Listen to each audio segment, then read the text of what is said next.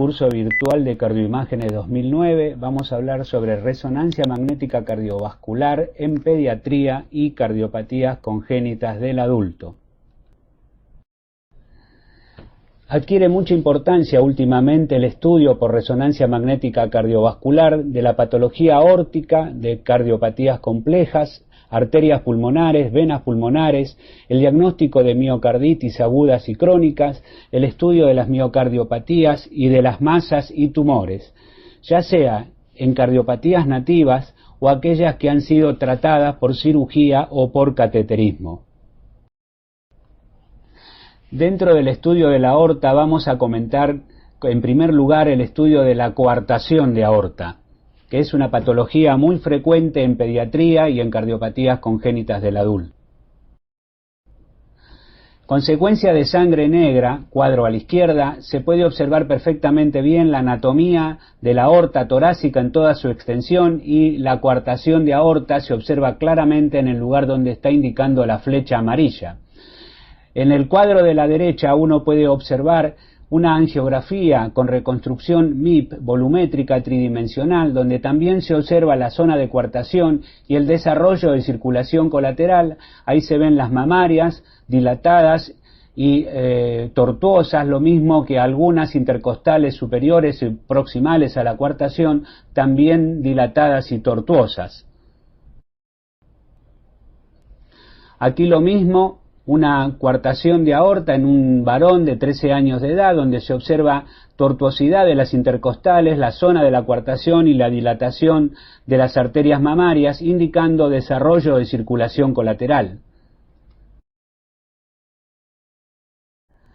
Si uno hace una reconstrucción tridimensional, puede observar mejor aún la anatomía y observar la zona de estructura de la coartación. Obsérvese también que existe un pequeño ductus yuxtacoartación que comunica la aorta con la rama izquierda de la arteria pulmonar.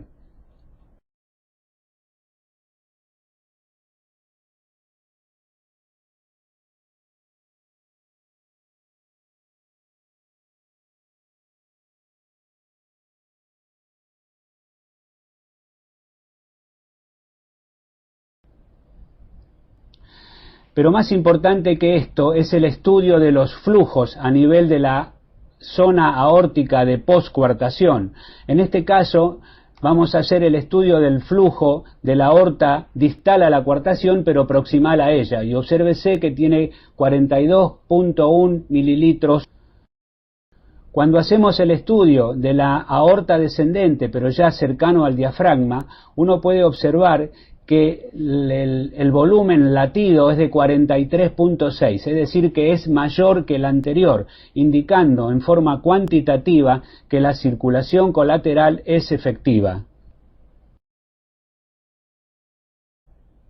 También se pueden realizar secuencias de sangre blanca, de cine, en movimiento, para observar la producción del jet. Fíjense en el cuadro del medio, que es una oblicua izquierda, donde se puede visualizar claramente que a nivel de la zona coartada se origina un jet que se prolonga casi hasta la mitad de la aorta torácica. Hacia la derecha el mismo corte, pero en posición frontal, en coronal, también se observa el jet cistodiastólico que aparece a ese nivel. Cuando uno hace la reconstrucción tridimensional, esta es una señora de 44 años, le puede asignar distintos colores a las venas y a las arterias, y obsérvese ahí qué bien se ve la anatomía de la coartación de aorta, la tortuosidad de la aorta y la estructura que aparece a nivel de la zona coartada.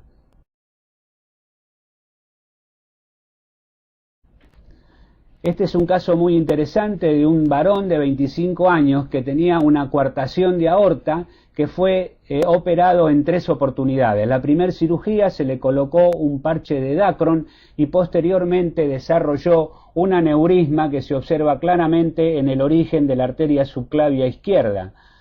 Además, se recuartó y la zona de la coartación ahora se observa claramente en la aorta transversa. Como segunda cirugía, se le coloca un tubo entre la aorta transversa y la aorta descendente, que es el tubo de menor diámetro que se observa ahí también muy claramente. Y finalmente, debido a que persistía con hipertensión arterial y además estaba recuartado, se decidió colocarle un tubo mucho más grande y más largo entre la aorta ascendente y la aorta descendente abdominal en la zona distal a la emergencia de las arterias renales.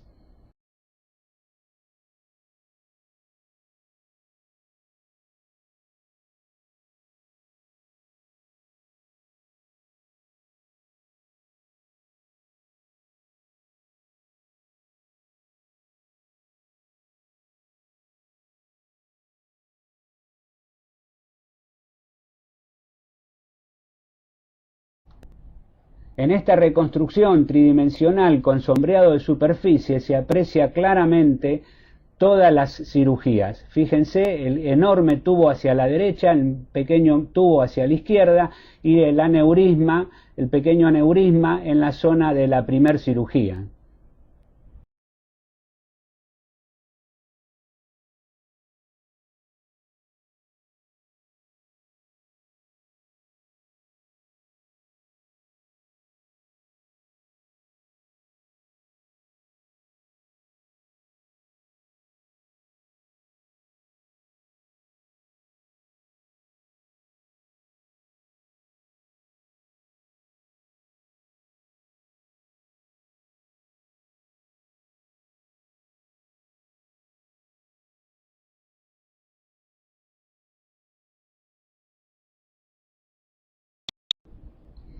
Se pueden hacer el estudio de los flujos y las velocidades en cada una de los lugares que uno desee, en cada uno de los vasos. Siempre se hace en forma transversal, obteniendo el vaso lo más circular posible. En rojo, el tubo más grande que está ubicado a la derecha, en verde, la aorta ascendente, en azul, el tubo más pequeño, y en verde claro o celeste, la aorta descendente. Y ahí obtenemos todas las velocidades. Fíjense que el máximo de velocidad es de 1 metro y está en la aorta ascendente, es decir que no existen gradientes en ninguno de los lugares estudiados. También se puede estudiar la coartación de aorta en pacientes tratados con cateterismo, en este caso una coartación de aorta tratada con colocación de stent. Consecuencia de sangre blanca, uno puede obtener imágenes como la de la derecha con sangre blanca, pero con algún artefacto en la zona del stent que no permite visualizar bien la luz. Pero si uno realiza secuencia de sangre negra en T1 o en T2, la luz se puede apreciar con suma claridad como se ve en la imagen de la izquierda. Esta es una reconstrucción tridimensional en un chico de 7 años que había sido tratado de una coartación de aorta con stent. Fíjense que en la zona de la coartación aparece un artefacto que dificulta ver la luz y que parece que hubiera casi una interrupción. Sin embargo, esto no es así porque consecuencia de sangre negra se observa con mucha más claridad. Lo mismo en esta reconstrucción tridimensional MIP. También en la zona del stent aparece una interrupción de la columna blanca que da la falsa imagen de una interrupción de la aorta, y que no es así, que no es real, porque se confirmó consecuencias de sangre negra. Esta es una cineangiografía en oblicuo izquierda para ver el flujo a través de la zona del stent. El stent, lo mismo, con esta secuencia produce un artefacto que no permite ver bien la luz a ese nivel.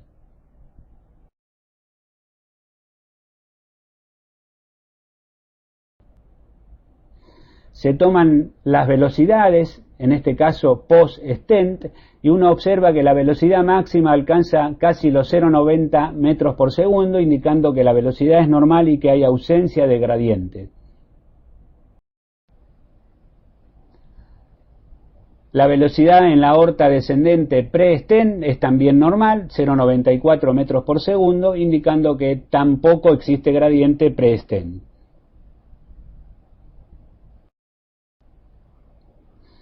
Anillos vasculares es otro de las patologías muy bien estudiadas por resonancia.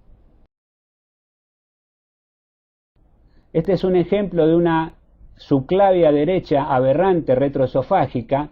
Uno puede observar que a nivel del callado emergen tres vasos. Un vaso que es común para ambas carótidas, como segundo vaso la subclavia izquierda y como tercer vaso y aberrante la subclavia derecha que se dirige de izquierda a derecha en posición retroesofágica.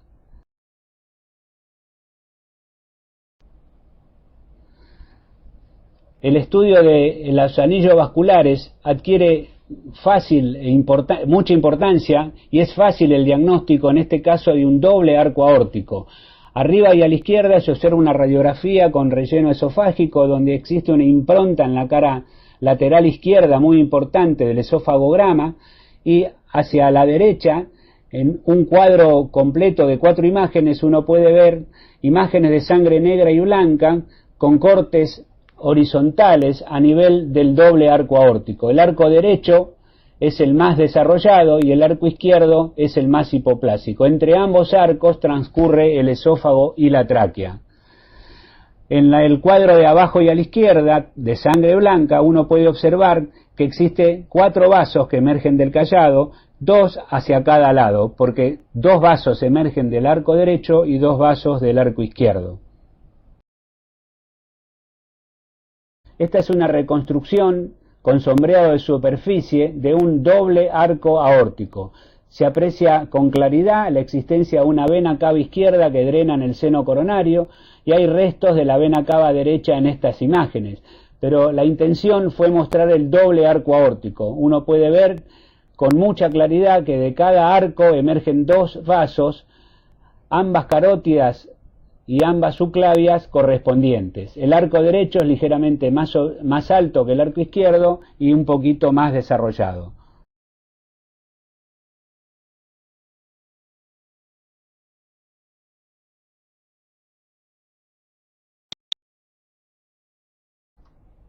La misma imagen donde se sacó la vena cava izquierda para ver mejor el doble arco aórtico y se dejó restos de la vena cava derecha. Fíjense con qué claridad se puede apreciar el doble arco aórtico.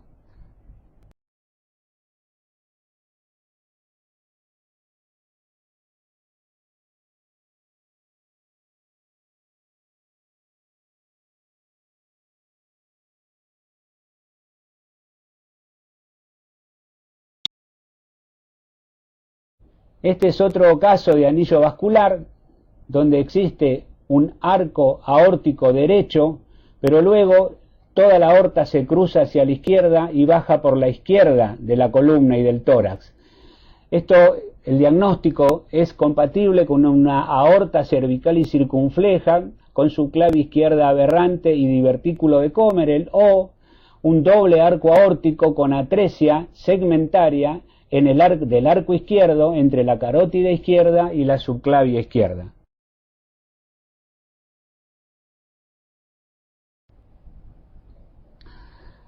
También es importante la resonancia magnética para el estudio de casos de aortitis. Este es un paciente de 16 años con diagnóstico de síndrome de Marfan y disección aórtica. Se puede apreciar con suma claridad, especialmente en la imagen de la izquierda de sangre negra, la forma piriforme de la aorta ascendente, la dilatación de la aorta y la existencia de una membrana de disección o un flap de disección mostrado por las flechas blancas que indican esta membrana muy delgada y que ha dividido la luz aórtica en una luz verdadera y en una luz falsa.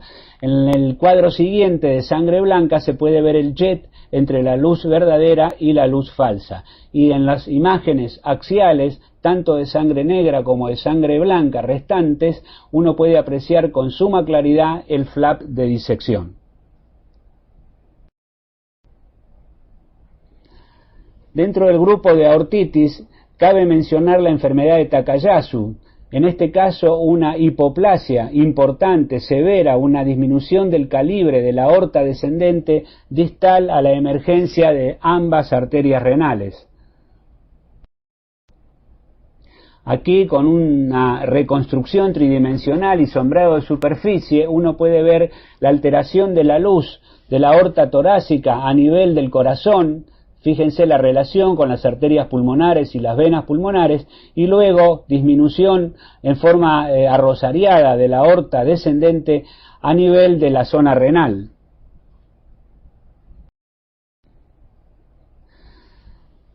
El estudio de las cardiopatías complejas es cada vez más importante para la evaluación a través de la resonancia magnética cardiovascular, especialmente la tetralogía de Fallot, aquellos pacientes o tetralogía de Fallot.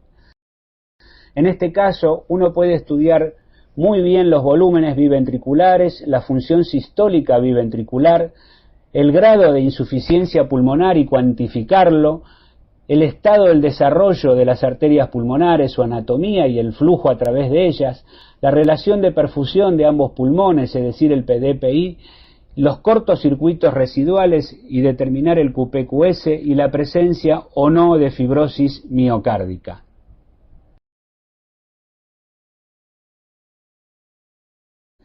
Esta es una imagen de cineangiografía de cortes en el eje menor de base a punta de un paciente con una atresia pulmonar con CIB operada, una chiquita de 11 años, que había quedado con insuficiencia pulmonar y estenosis residual de la rama izquierda de la arteria pulmonar.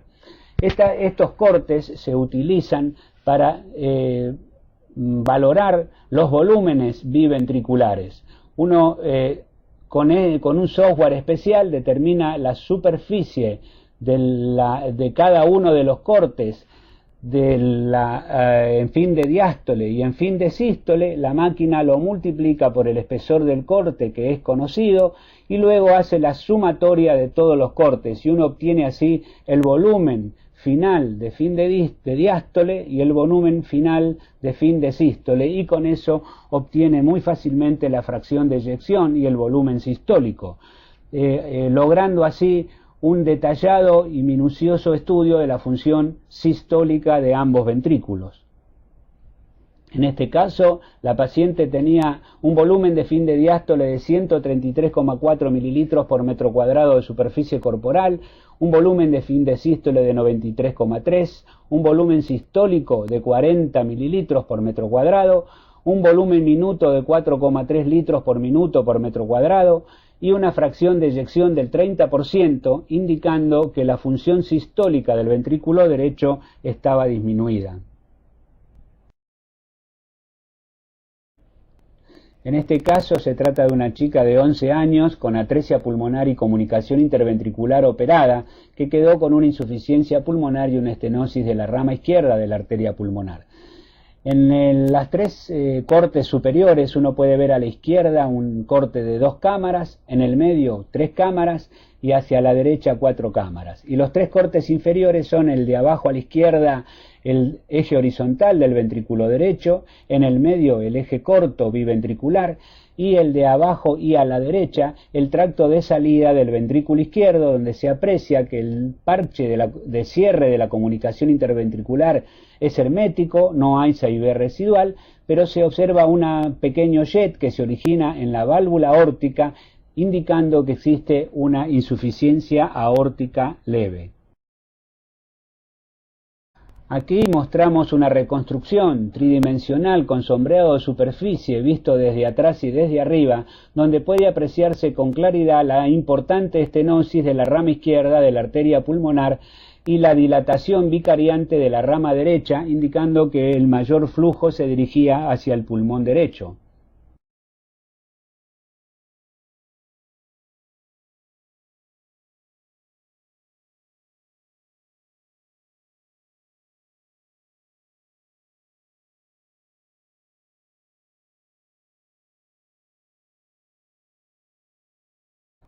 Aquí una reconstrucción MIP, donde también puede apreciarse la importante hipoplasia de la rama izquierda o estenosis de la rama izquierda de la arteria pulmonar.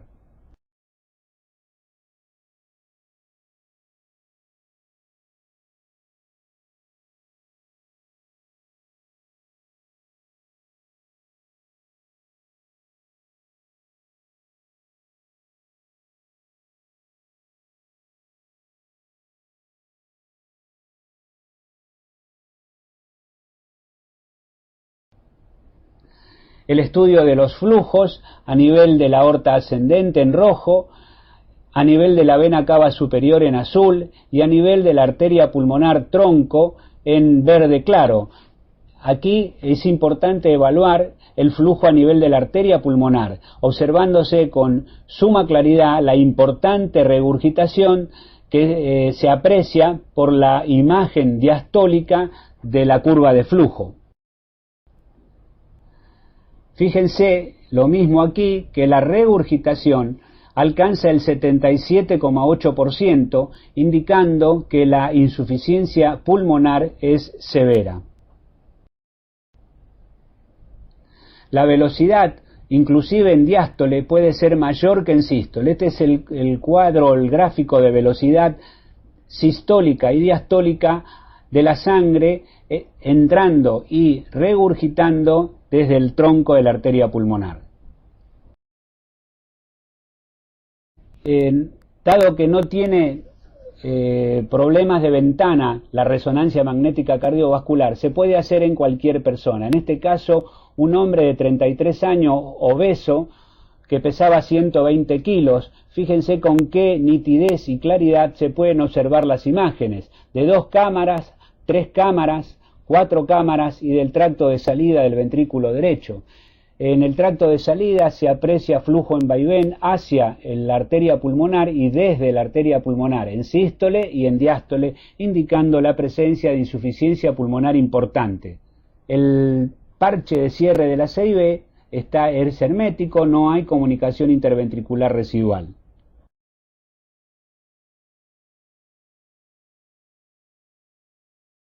Imágenes de cine en el eje menor para hacer el estudio de los volúmenes de fin de sístole, fin de diástole y hacer la función ventricular de este paciente. Tenía un volumen de fin de diástole muy elevado, 221,8 mililitros por metro cuadrado de superficie corporal, con una fracción de eyección muy baja del 35,9%, indicando función sistólica deprimida.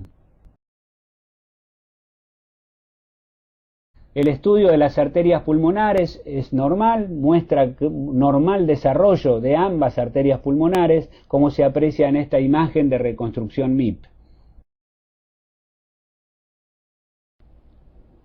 El estudio del flujo en la arteria pulmonar muestra una importante regurgitación pulmonar que es del 53,5%, indicando insuficiencia pulmonar residual moderada severa.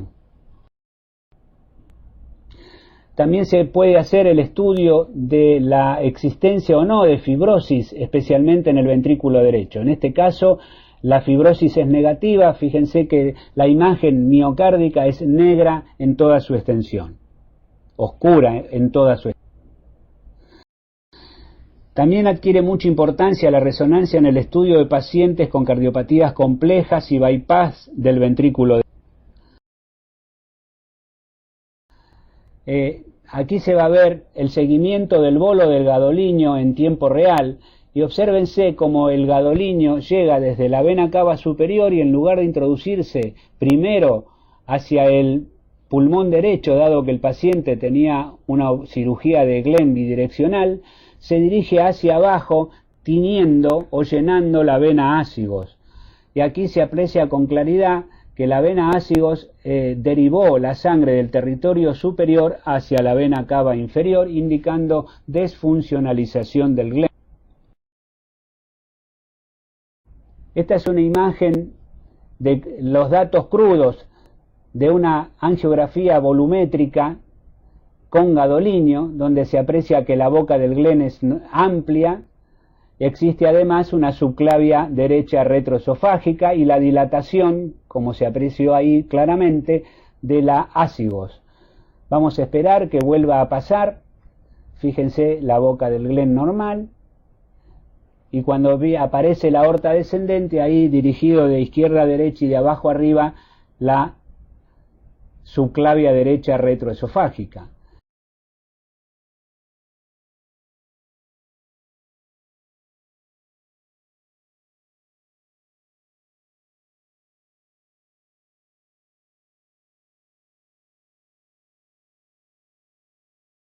Aquí es una reconstrucción MIP donde se ven los dos callados, el callado de la aorta y el callado de la ácigos, y siempre la ácigos con un color más blanco debido a que el gadolinio llegó primero a esa zona por la desfuncionalización.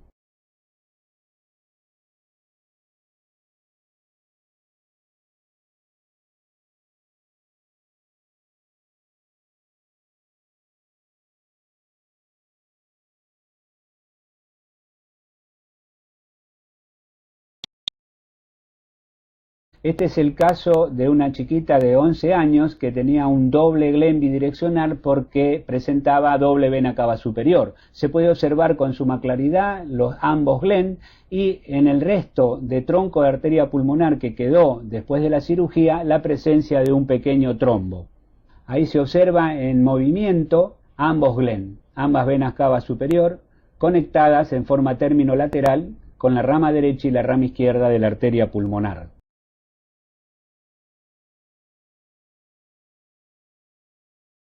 Este es el caso de una mujer de 25 años con una atresia tricuspidia operada y anastomosis atriopulmonar.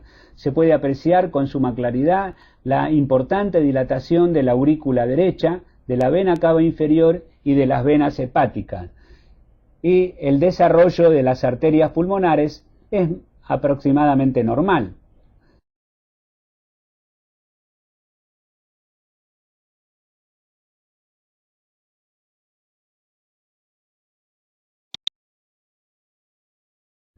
Ahí se observa con claridad una ligera disminución del desarrollo de la rama izquierda y un tironeamiento de la rama izquierda en la zona donde existió una anastomosis subclavio pulmonar previa, que parece ahí como una carpa, una pequeña carpita sobre la rama izquierda o quinquín.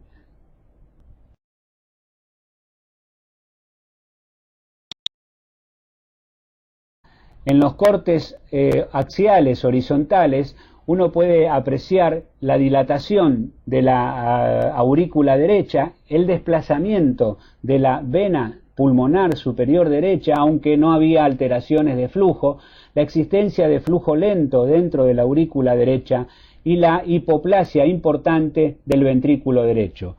Un signo que apreciamos en muchísimos casos de atresia tricuspidia es que la coronaria derecha, en lugar de estar ubicada hacia la periferia del corazón, en estos casos de atresia tricuspidia, se encuentra más desplazada hacia la cruz del corazón, como muestra el círculo amarillo.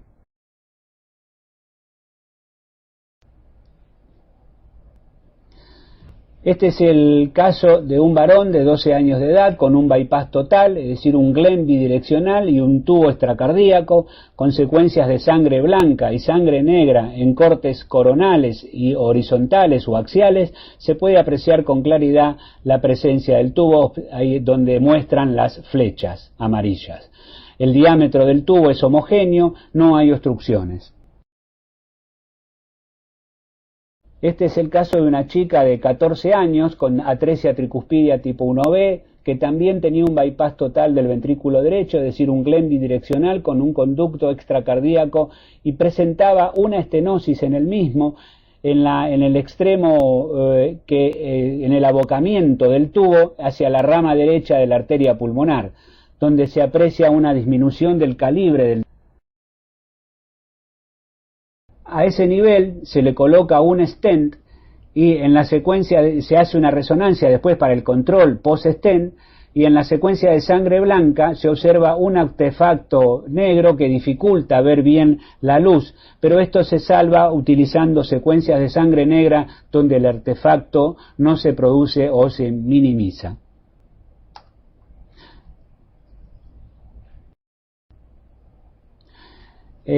Varón de 36 años, también con una anastomosis atriopulmonar. Se utilizan secuencias con postgadolinio para observar la presencia de trombos importantes, grandes, dentro de la aurícula derecha. Un paciente que había suspendido su anticoagulación. Dentro del grupo de cardiopatías complejas, uno puede estudiar varios otros casos, especialmente el que vamos a comentar a continuación. Se trata de un paciente una mujer de 23 años con diagnóstico de criss-cross discordante, comunicación interventricular, doble salida ventricular derecha, interrupción de vena cava inferior y continuación ácigos y cerclaje de la arteria pulmonar. Aquí se observan 4 imágenes en cortes coronales de cineangiografía, donde se puede apreciar con suma claridad que el septum interventricular es horizontal, indicando que los ventrículos son súper o inferiores, que en el ventrículo superior, en la imagen de arriba y a la derecha, se observa también con claridad la presencia de la banda moderadora, mostrando que el ventrículo superior es el ventrículo anatómicamente derecho. En los cortes inferiores se puede apreciar la comunicación interventricular posterior en relación con las válvulas auriculoventriculares, y también se ve que la aurícula derecha tiene una principal conexión con el ventrículo inferior, que es el izquierdo, y una ligera conexión con el ventrículo derecho, dado que cabalga la comunicación interventricular. En esta secuencia de cine, que son semejantes a las anteriores, uno puede apreciar la conexión entre la aurícula izquierda y el ventrículo superior, que es el ventrículo derecho, indicando que la conexión aurículo-ventricular es discordante. Así vemos entonces que la aurícula izquierda se conecta con el ventrículo superior, que es el derecho, y que la aurícula derecha se conecta principalmente con el ventrículo izquierdo, que es el inferior. Con esta mostración de dirección de las flechas, uno puede apreciar claramente el entrecruzamiento de los tractos de entrada y hacer el diagnóstico de certeza de que estamos en presencia de un criss-cross discordante.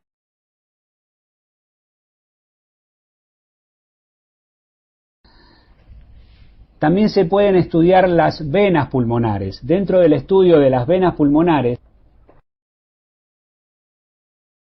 vamos a mostrar el caso de un síndrome de la cimitarra en un varón de 11 años de edad. En esta imagen de reconstrucción MIP tridimensional post-gadolinio, uno puede apreciar con claridad la presencia de un colector venoso anómalo convexo hacia afuera, hacia la derecha, que drena las venas pulmonares superior derecha y también las del lóbulo medio, que van a finalizar este colector en la vena cava inferior. Se observa también que las venas pulmonares inferiores derechas, que son 2 o 3, drenan normalmente en la aurícula izquierda, y que todo el pulmón izquierdo drena normalmente en la aurícula izquierda. Ahí se observa el colector venoso anómalo drenando en la vena cava inferior. Aquí observamos una reconstrucción tridimensional con sombreado superficie para mostrar la anatomía de las venas pulmonares ingresando en la aurícula izquierda. Este es un estudio que realizamos frecuentemente para pacientes que van a ser sometidos a ablaciones debido a la presencia de arritmias. La resonancia magnética cardiovascular juega un rol muy importante en el estudio de las miocardiopatías. Mostramos el caso de un varón de 11 años que desarrolló una miocardiopatía dilatada con infarto en la punta del corazón, un paciente que tenía un VIH positivo.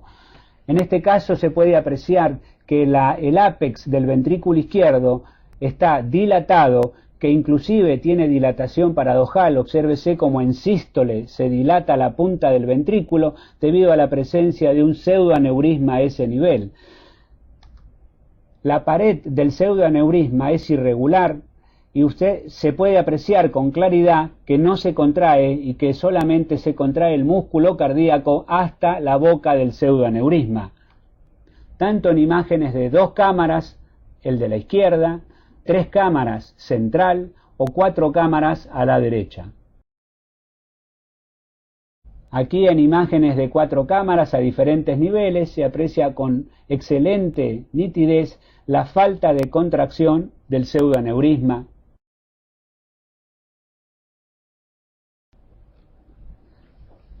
consecuencias de gadolinio tardío para detectar fibrosis, uno puede apreciar francamente que toda la pared del pseudoneurisma es fibrótica, se observa blanca en esta imagen.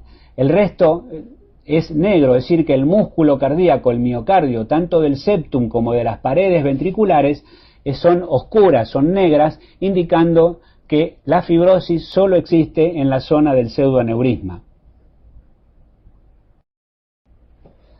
Vamos a continuar con la aplicación de la resonancia magnética cardiovascular para el estudio de masas y tumores. Aquí se aprecia la existencia de un importante fibroma en el ventrículo derecho. Consecuencias de T1 se comporta isointenso con el miocardio, ligeramente heterogéneo pero isointenso. Consecuencias de T2 no realza, indicando que carece de contenido líquido, que se trata de un tumor sólido.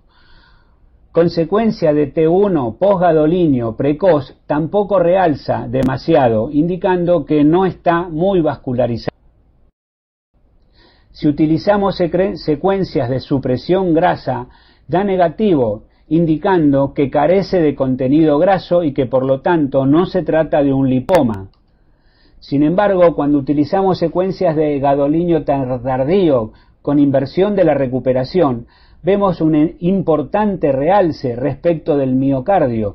Esto indica que el contenido principal del tumor es fibrosis y por lo tanto estamos en presencia de un fibroma. Aquí secuencias de cine donde se observa la ubicación del tumor, su relación con el surco aurículo-ventricular derecho y la ligera obstrucción que produce a nivel de la válvula tricúspide.